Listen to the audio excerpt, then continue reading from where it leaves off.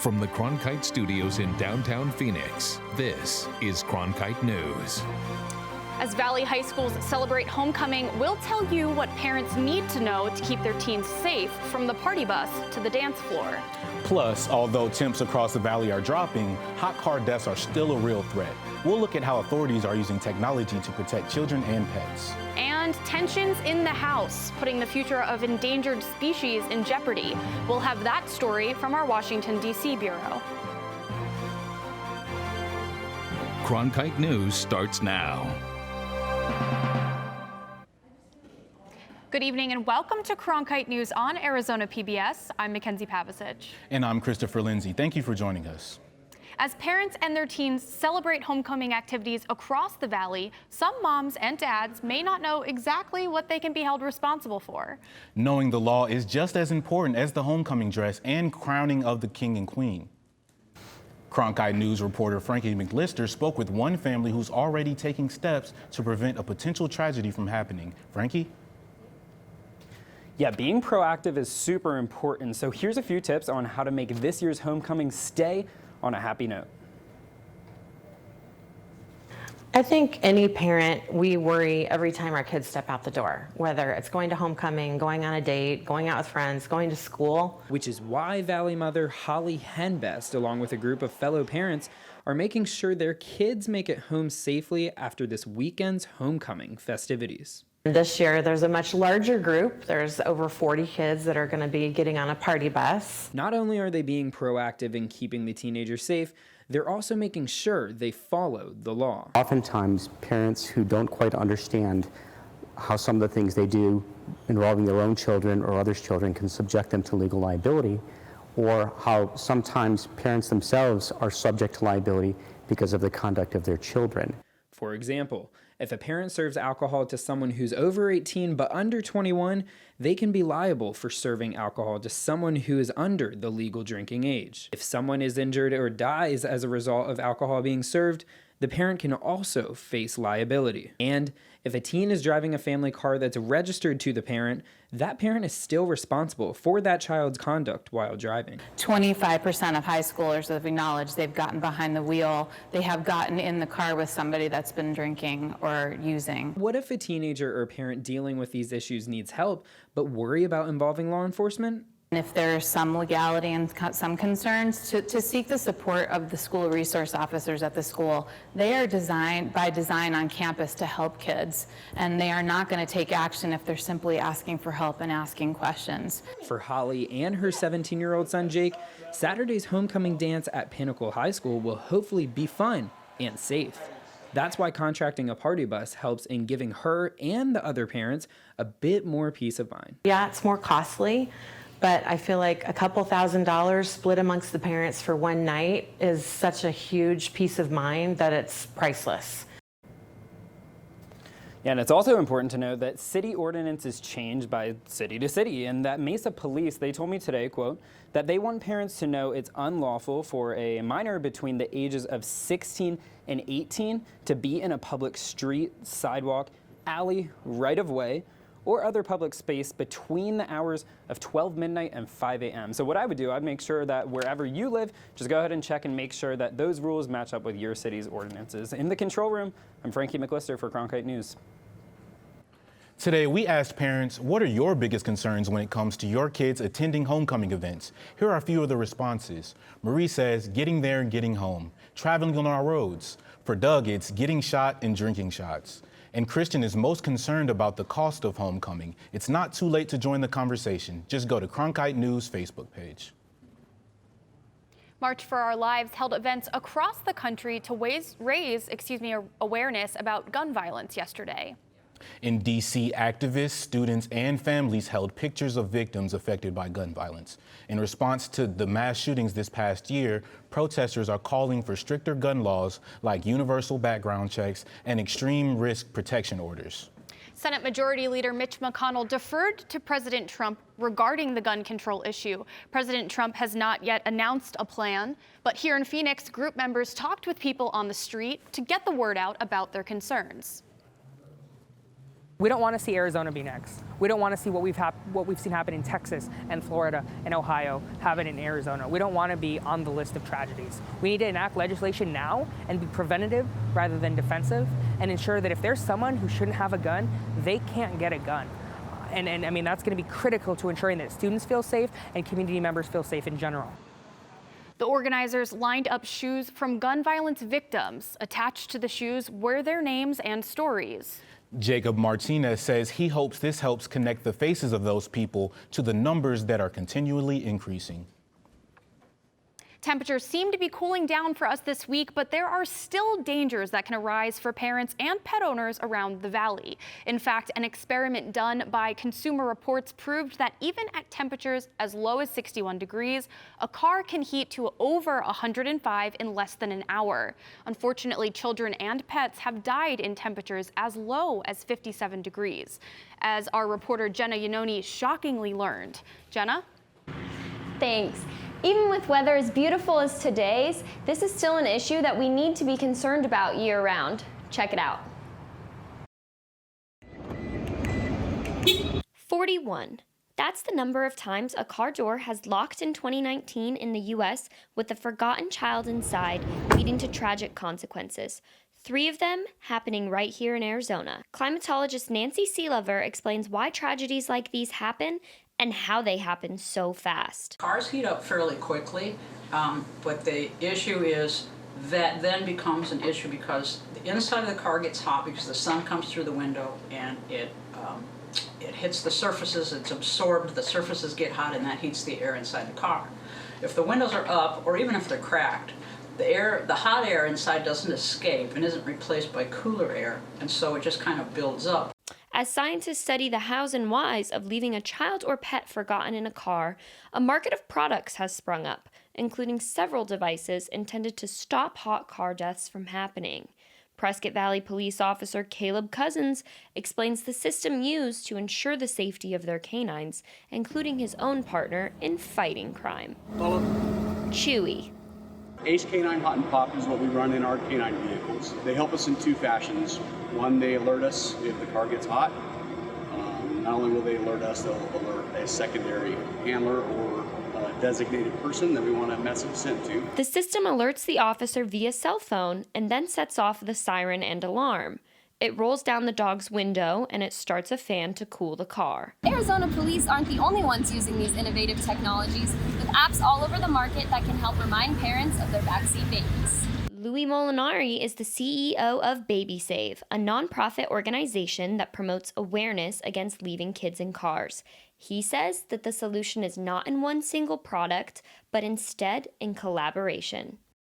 We all need to work closer and share each other's resources, because it is a village that will stop this problem. But right now it's going to take things like Baby Save, things like apps, things like the technology, education, et cetera, working holistically to try to put this problem to bed. If you do come across a distressed child or pet left alone in a car, Arizona law does protect you. First, you need to call 911, then you may break the window and free the child or pet, and then you just need to stay on site until police arrive. For Cronkite News, I'm Jenny Yanoni. We've posted more in-depth coverage about the dangers of leaving children and pets in cars no matter what the weather is like. And you can find that on our website at cronkitenews.azpbs.org. Right now, the U.S. Air Force is looking to expand its personnel recovery training program across the Southwest. According to details in a new environmental assessment, officials are calling for the continued use of 154 training sites, as well as 25 additional sites. The sites, which help the Air Force practice rescuing downed pilots, are spread across Arizona, New Mexico, California, and Nevada. Davis-Monthan in Tucson is home to an Air Force personnel recovery unit that hosts large multinational exercises in the region. Turning violence and survival into empowerment. This was one of the main takeaways from an event held this morning in Chandler. Every 3 days, someone dies as a result of domestic violence in our state. Cronkite News reporter Isabella Holsizer attended an event that shed light on this issue. For the past 11 years, the City of Chandler Domestic Violence Commission has held an event to share stories from survivors and to raise awareness on the resources that are available to the community. It's their kickoff to Domestic Violence Awareness Month. This year's theme was Survivors and Animals Living Safely. In attendance were members of organizations who help, survivors, and emotional support animals. The reason the Commission puts on this event is to kick off Domestic Violence Awareness Month and to put resources in the hands of the community. To be able to find the resources that they need to make sure that they're safe, their kids are safe, and that their pets are safe. 1 in every 4 women will experience domestic violence in her lifetime. Jacqueline Wilson was one of those women, but has turned her experience into empowerment. I just have a passion to just help and to get people out of those relationships. The event brought out some emotion and passion from members of the community. Listening to survivors speak and, their experience is amazing. So that's the most fulfilling thing, to see how strong people truly are, and we don't give them enough credit for it. So yeah. To show support, October 24th is National Wear Purple Day in honor of survivors of domestic violence. If you or a loved one is experiencing domestic violence, officials urge you to get in contact with an organization for help. In the Broadcast Center, Isabella Holsizer, Cronkite News. As fall begins, so does flu season. Researchers say influenza activity doesn't typically peak until winter, but the spread of the flu virus begins to increase as early as October. Nearly 8% of Americans get the flu every year, with thousands of them dying from it. The best protection against the flu is to get vaccinated as soon as possible. And coming up on Cronkite News, Republicans and Democrats on the Hill spar over the future of the Endangered Species Act. We'll take you inside the battle over the Trump administration's environmental policies.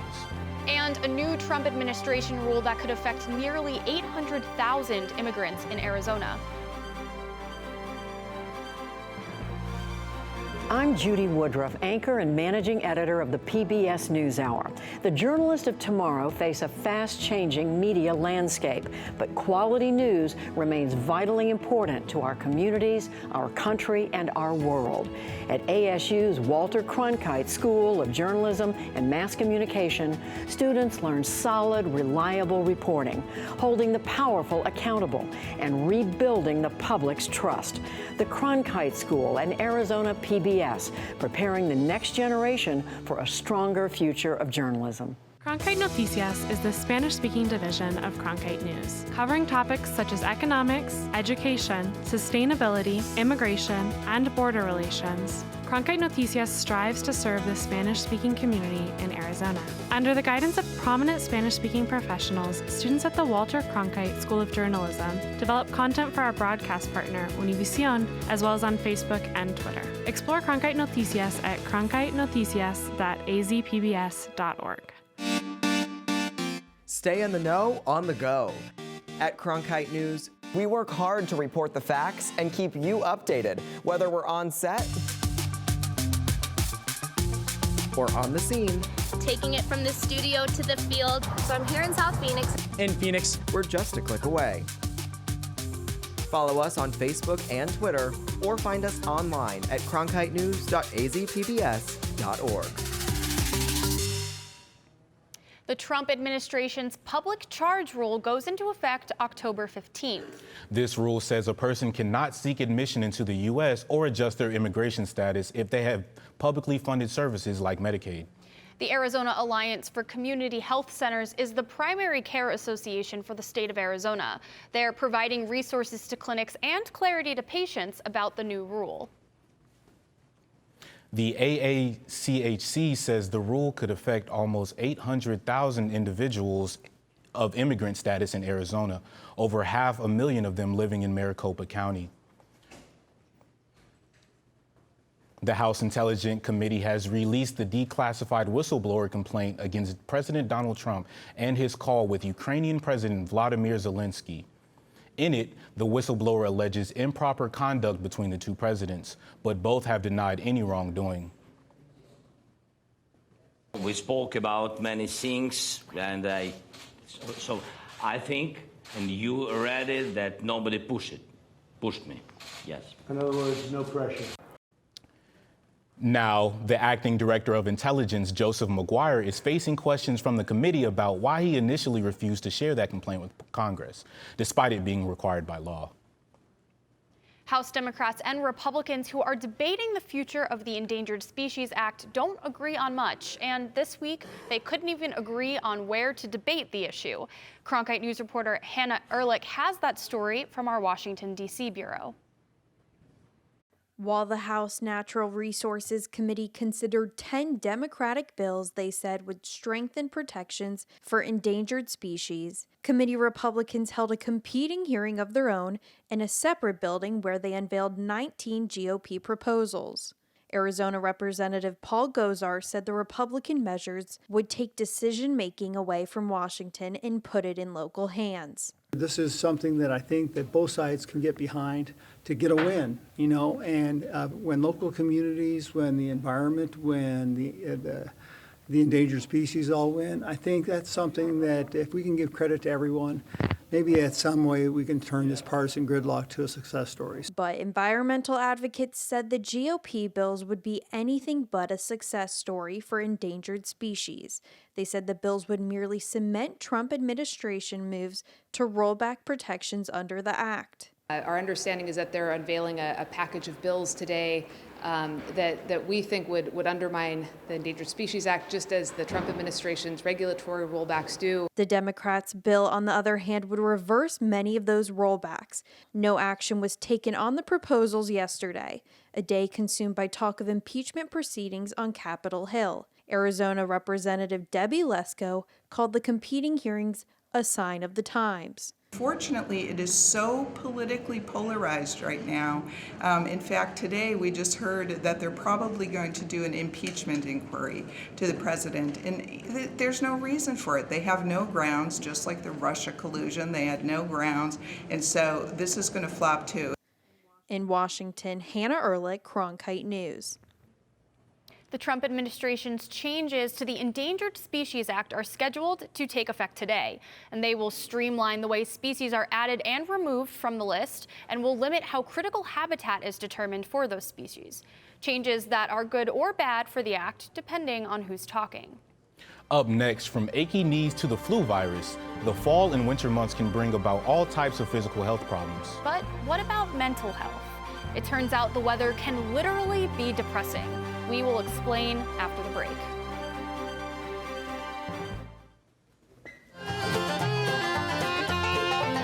All of its children had come to the Mother Church of Country Music. It was almost like a badge of honor that you had to bring your culture with you to the table. That's why Bob Wills and his guys brought us Western music. That's why Hank Williams brought the South with him from honky tonks. Johnny Cash brought the Black Lamb Dirt of Arkansas. Bill Monroe brought music out of Kentucky bluegrass music. Willie Nelson brought his poetry from Texas. Patsy Cline brought her heartache from Virginia. I mean, it was the most wonderful parade of sons and daughters of America that brought their hearts and their souls and their experiences, and it gave us a great era in country music.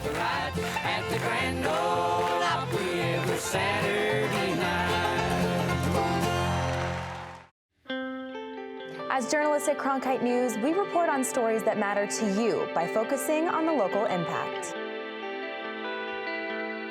We dig deeper and work tirelessly to keep you informed. Live in Wickerburg. Live in Los Angeles. In Cleveland. In Washington. In Louisville. From Jerusalem. Live in Philadelphia. From around the world to right here in Phoenix. At Cronkite News, we report the facts and stick to the truth.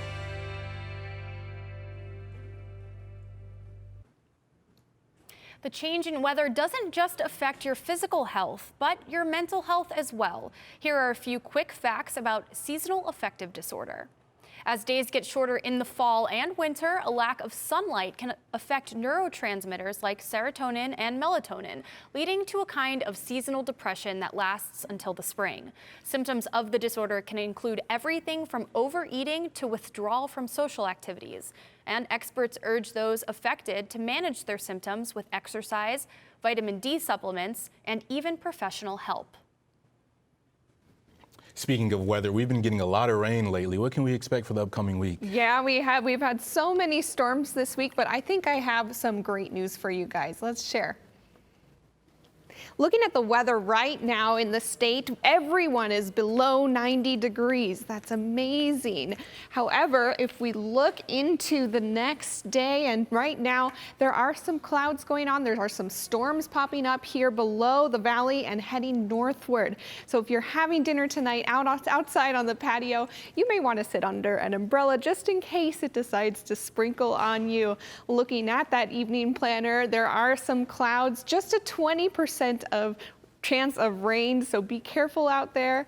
You'll want to pack accordingly. And heading into tomorrow, the weather is heating up just a tiny bit here. Everyone's still under 90 degrees except for Bullhead City and Lake Havasu City on the west side of Arizona.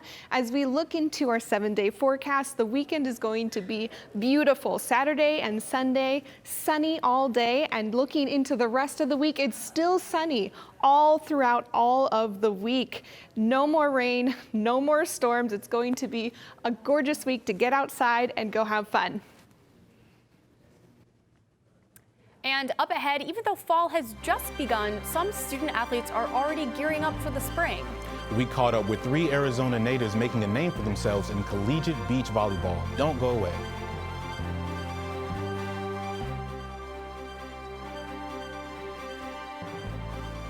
Welcome to another edition of Cronkite Sports Now. I'm Taylor Rocha. Let's talk sports.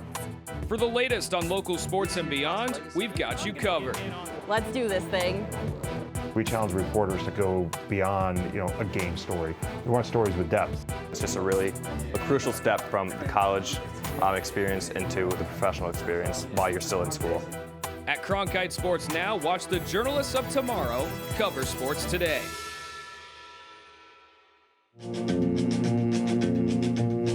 As sure as night is dark and day is light, I keep you on my mind both day and night. The song came from my mother's fear.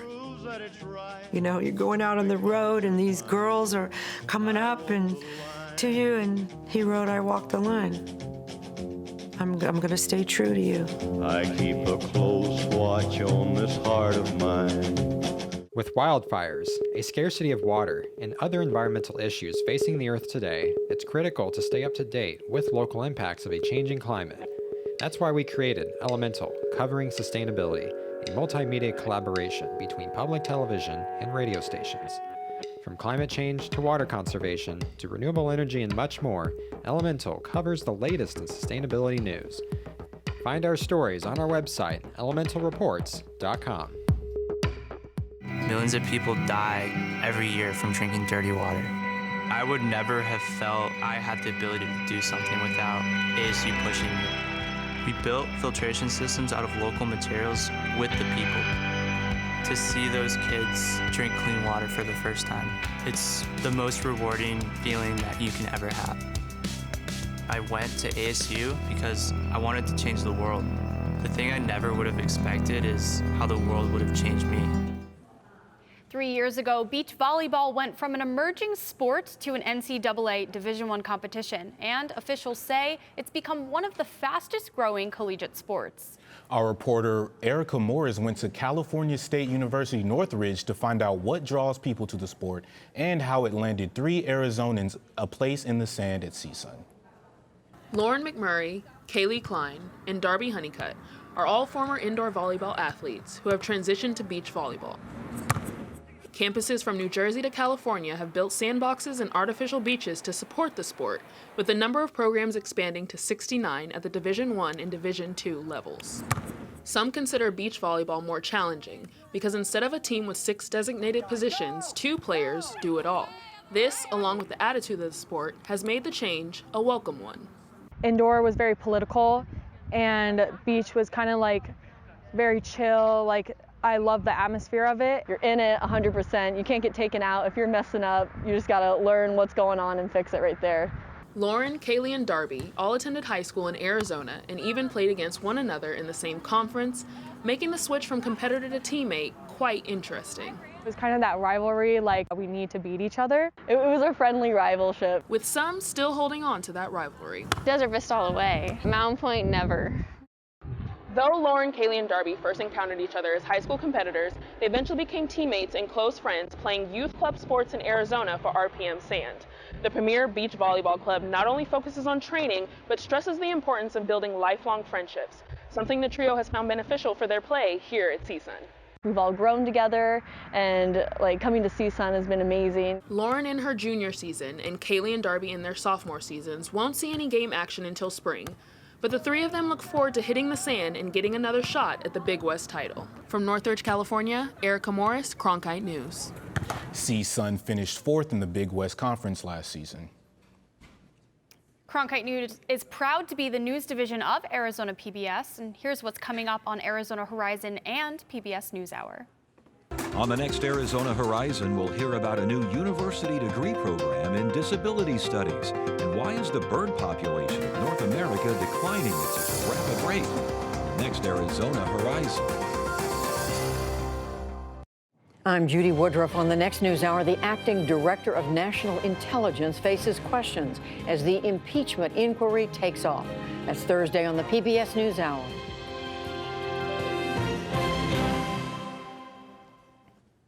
That's it for Cronkite News tonight. Thank you for joining us. For top Arizona stories anytime, go to cronkitenews.azpbs.org.